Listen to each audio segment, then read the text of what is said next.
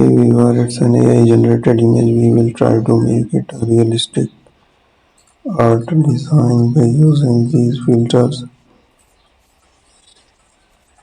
We will try all the filters one by one to get an idea.